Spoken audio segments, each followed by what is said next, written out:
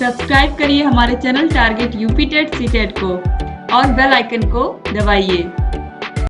Hello friends, मैं रेनू स्वागत करती हूँ आप सभी भावी अध्यापक एवं अध्यापिकाओं का आपके अपने channel target UP TET CTET में। दोस्तों, आज की इस वीडियो में हम आपके डीएलएड 4th सेमेस्टर के फर्स्ट पेपर आरंभिक स्तर पर भाषा एवं गणित के पठन लेखन एवं गणितीय क्षमता के विकास के अंतर्गत पवन सीरीज के मोस्ट इंपोर्टेंट बहुविकल्पी क्वेश्चंस की सीरीज में क्वेश्चन नंबर 43 से पढ़ने वाले हैं।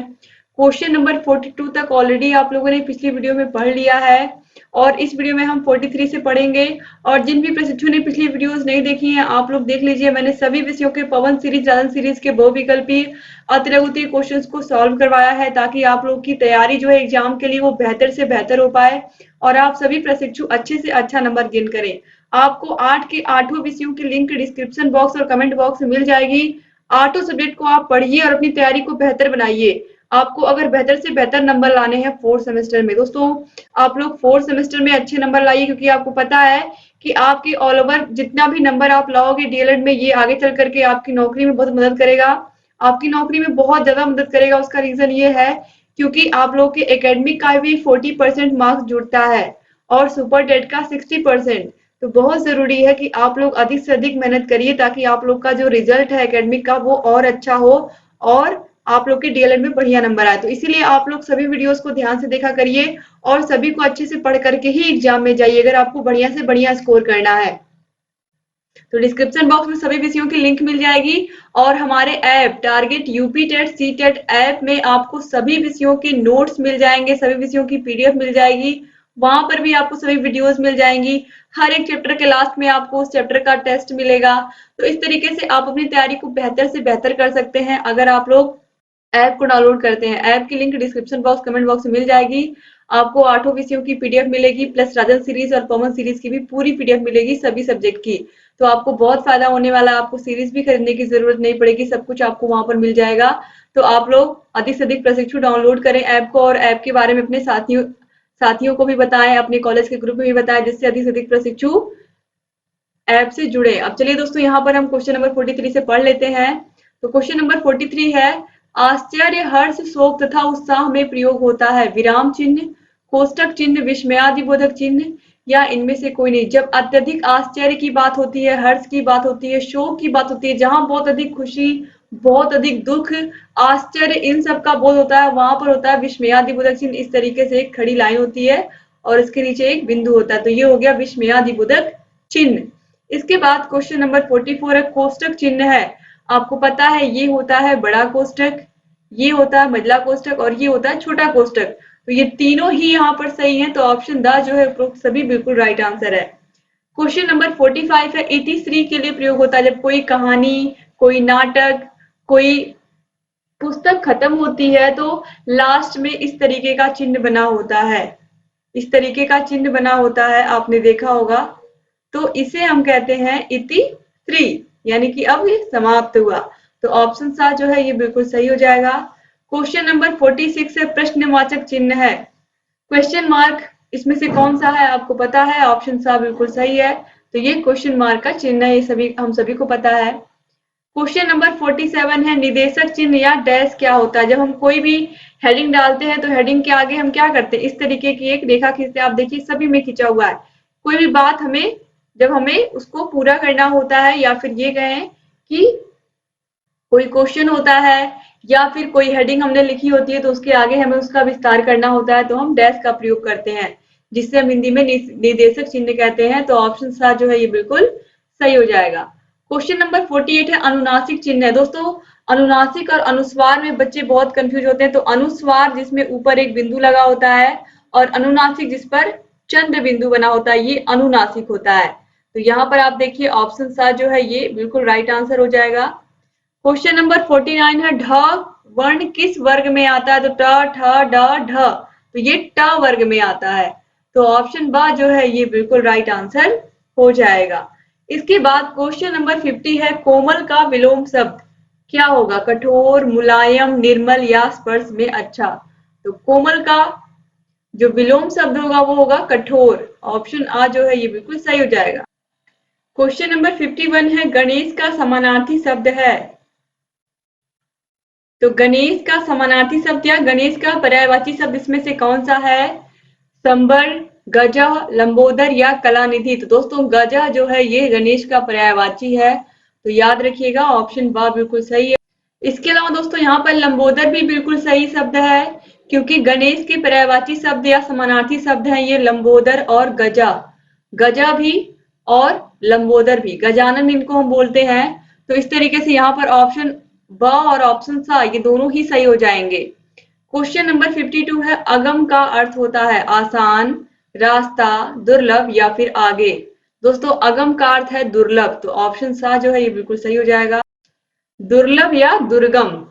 इसके बाद क्वेश्चन नंबर 53 है, स्वरों की सहायता के बिना जिन वर्णों का उच्चारण नहीं हो पाता वे कहलाते हैं।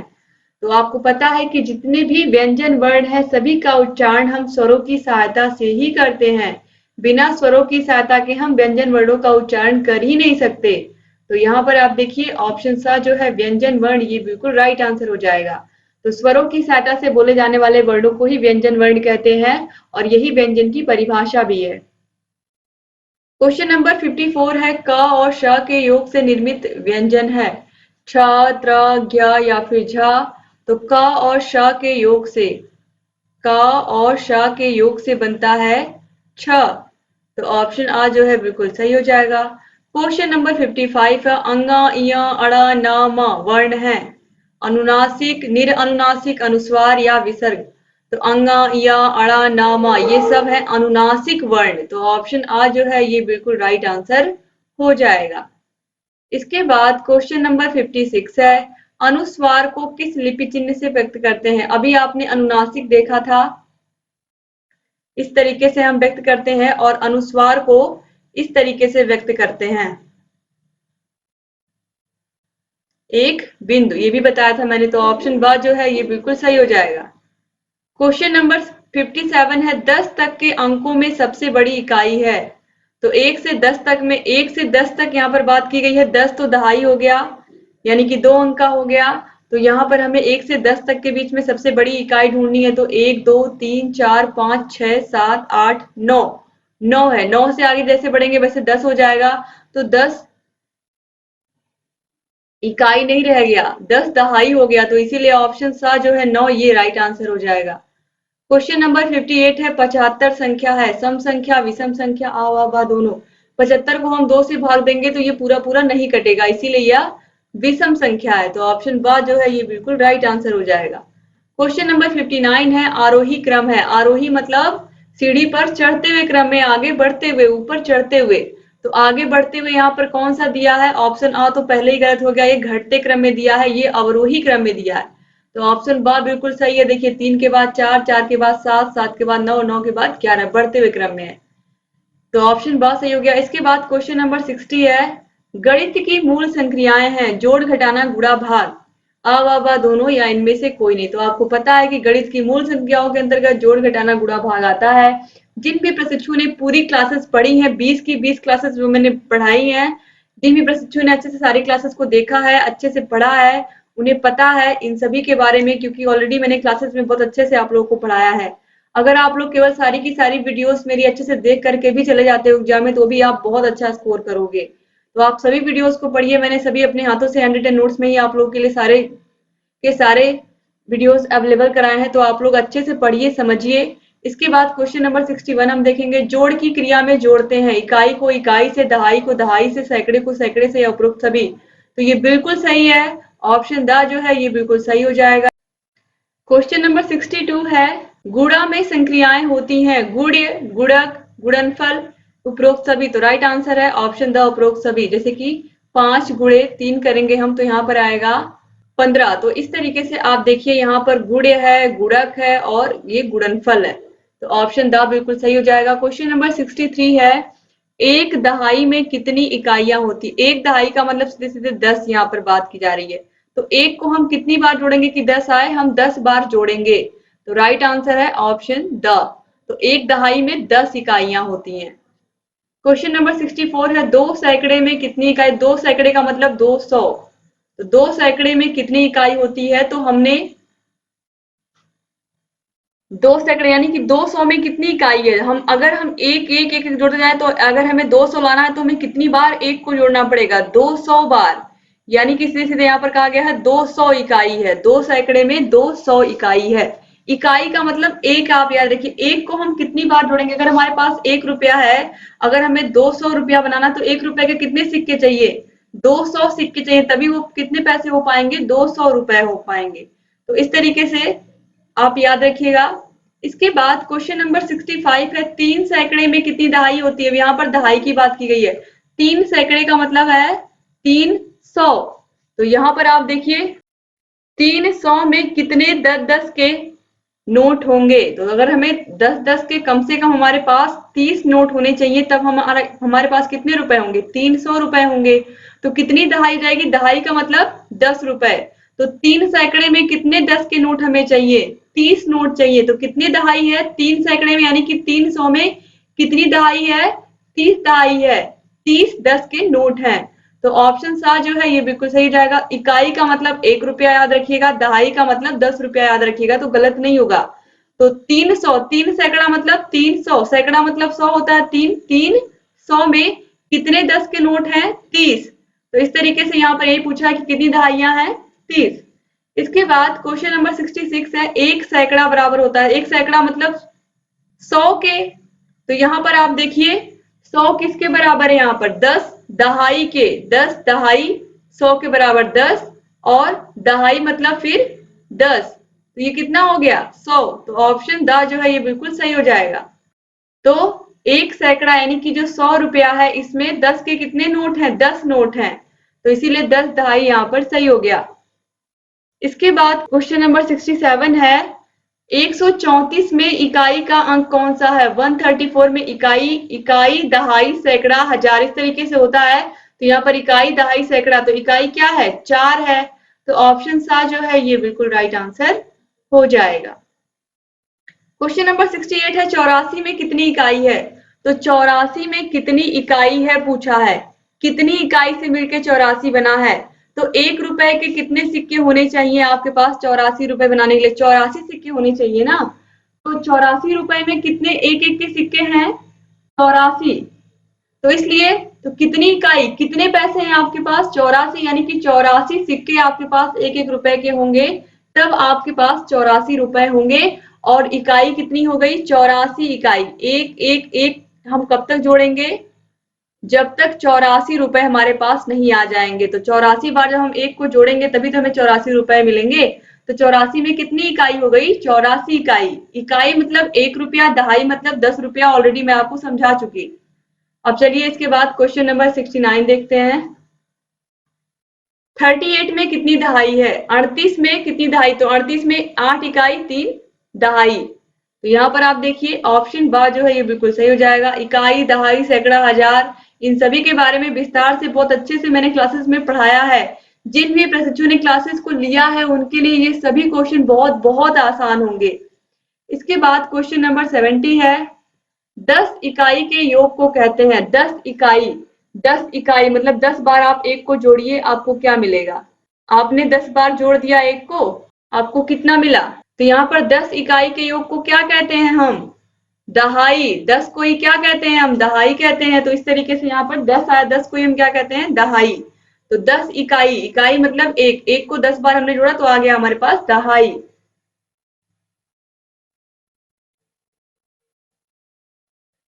इसके बाद क्वेश्चन नंबर 71 है, हिंदी में स्वर होते हैं। तो हिंदी में स्वर होते हैं 11। ऑप्शन बा जो है ये बिल्कुल सही हो जाएगा। क्वेश्चन नंबर 72 है, मनुष्य के उच्चारोपयोगी या उच्चारण के लिए उपयोगी अवयव हैं। मनुष्य के उच्चारण के लिए उपयोगी अवयव कौन कौन से हैं? काकल, कंठ, दंत या उपयुक्त सभी। तो ये क्वेश्चन ऑलरेडी आपने पिछली वीडियो में भी देखा होगा इसी सीरीज के, और रजन सीरीज में भी आपने देखा होगा क्योंकि 2016 में ये क्वेश्चन पूछा गया है। तो ऑप्शन द जो है उपयुक्त सभी ये बिल्कुल राइट आंसर हो जाएगा। क्वेश्चन नंबर 73 है, ध्वनि विज्ञान में अध्ययन किया जाता है मानव के मुख से निकली श्वास का, मानव के मुख से निकली ध्वनि का, मानव के मुख से निकली चीख का, या इनमें से कोई नहीं। तो राइट आंसर है ऑप्शन ब, मानव के मुख से निकली ध्वनि का। क्वेश्चन नंबर 74 है, ओष्ठाकृति के आधार पर स्वर होते हैं। वृत्ताकार स्वर, अवृत्ताकार स्वर, अ व ब दोनों या इनमें से कोई नहीं। तो ऑप्शन सा जो है अ और ब दोनों, ये बिल्कुल राइट आंसर हो जाएगा। क्वेश्चन नंबर 75 व्यंजनों को उच्चारण की दृष्टि से बांटा गया है 2 भागों में, 3 भागों में, 4 भागों में या 5 भागों में। दोस्तों व्यंजनों को उच्चारण की दृष्टि से अगर देखा जाए तो आपको पता है कि कंठ, कंठ, तालु, मूर्धा, दंत, ओष्ठ, तो इन्हें बांटा गया है इस तरीके से। यहाँ पर एग्जाम में क्वेश्चन इसको इस तरीके से पूछना चाहिए था यहाँ पर कि व्यंजनों को कितने भागों में बांटा गया है, तब हम आसानी से हम बता सकते थे कि व्यंजनों को स्पर्श व्यंजन, अंतस्थ व्यंजन, उष्ण व्यंजन और संयुक्त व्यंजन में बांटा गया है। तो यहाँ पर अगर देखा है तो इस तरीके से ऑप्शन सा सही होगा। लेकिन यहाँ पर देखिए व्यंजनों को उच्चारण की दृष्टि से बांटा गया इस तरीके से पूछा, तो उच्चारण में आपको पता है कंठ, तालु, मूर्धा, दंत, ओष्ठ इस तरीके से है। तो उच्चारण स्थान है इनका और इन्हें उच्चारण की दृष्टि से इस तरीके से बांटा गया, तो इस तरीके से यहाँ पर आंसर दिया ही नहीं है। तो अगर हम मोटे तौर पे देखें तो स्पर्श व्यंजन में आपके पांचों वर्ग आते हैं, फिर उसके बाद आता है अंतस्थ व्यंजन, अंतस्थ व्यंजन के बाद फिर आता है ऊष्म व्यंजन। तो यहाँ पर अगर देखें तो ये तीन ही प्रमुख रूप से यहाँ पर होंगे, तो ऑप्शन ब इसके अकॉर्डिंग जो आपके बुक में दिया है इसके अकॉर्डिंग सही माना जाएगा।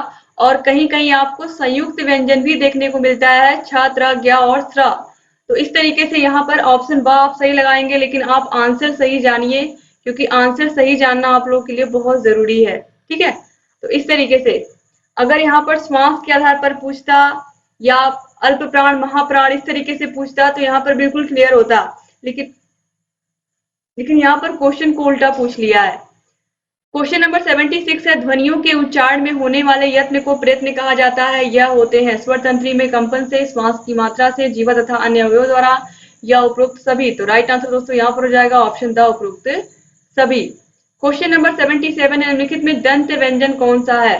न, क, च या फिर ड। तो क वर्ग ये तो कंठ हो गया, च वर्ग तालु हो गया आपको पता है, और ड जो हो गया ये मूर्धा हो गया, कंठ, तालु, मूर्धा, दंत, ओष्ठ। तो यहाँ पर ये जो न है यही दंत व्यंजन त, थ, द, ध और न, इसके अकॉर्डिंग यहाँ पर ये दंत व्यंजन में आते हैं, तो इसीलिए यहाँ पर यही राइट आंसर होगा। इसके बाद क्वेश्चन नंबर 78 है आश्चर्य, हर्ष, शोक, उत्साह इत्यादि व्यक्त करने में कौन सा चिन्ह प्रयोग होता है? जहां पर बहुत अधिक आश्चर्य होता है, शोक यानी कि दुख होता है, खुशी होती है, उत्साह होता है, वहां पर होता है विस्मयादि बोधक चिन्ह। ऑप्शन द बिल्कुल सही है। क्वेश्चन नंबर 79 है ढ वर्ण किस वर्ग में आता है? क, ट, च या इनमें से कोई नहीं। तो राइट आंसर दोस्तों यहाँ पर है जो ढ वर्ग है ये ट वर्ग में आता है, तो ऑप्शन ब बिल्कुल सही है। क्वेश्चन नंबर 80 है 13 संख्या है, सम है, विषम है, उपयुक्त दोनों या इनमें से कोई नहीं। तो 13 संख्या है यह एक विषम संख्या है क्योंकि ये 2 से नहीं घटेगा। इसके बाद क्वेश्चन नंबर 81 है इसमें से कौन सा अवरोही क्रम में है? अवरोही यानी कि घटते क्रम में। तो 11 से कम है 9, 9 से कम है 7, 7 से कम है 5 और 5 से कम है 2। तो पहला ये ऑप्शन बिल्कुल सही है, अवरोही मतलब घटते क्रम में। इसके बाद अगला क्वेश्चन देखते हैं। क्वेश्चन नंबर 82 है भाग की संक्रियाएं होती हैं, भाज्य, भाजक, भागफल। तो ये तीनों ही होते हैं जब हम किसी संख्या में किसी संख्या से भाग देते हैं, तो ऑप्शन द बिल्कुल सही हो जाएगा।